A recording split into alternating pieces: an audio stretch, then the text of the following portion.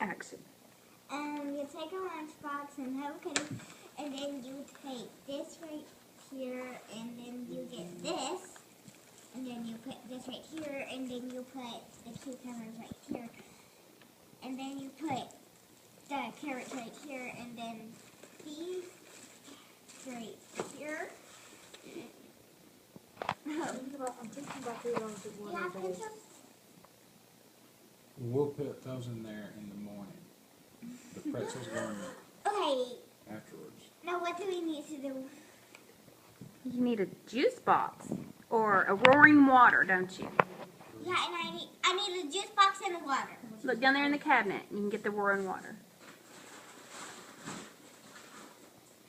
Do you mean the little ones? About 48 ounces. You need to, if you're getting 3 of those in a day, you need It's about Roaring water. 16 ounces. 16 ounces. Oh, and you take a juice box 4, so you need to get and then wait.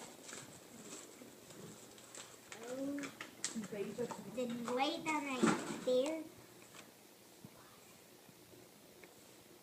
Okay, and that's all. And see your lunch. Oh. That's a good looking lunch right there, Bella Grace. Wait, that doesn't look good.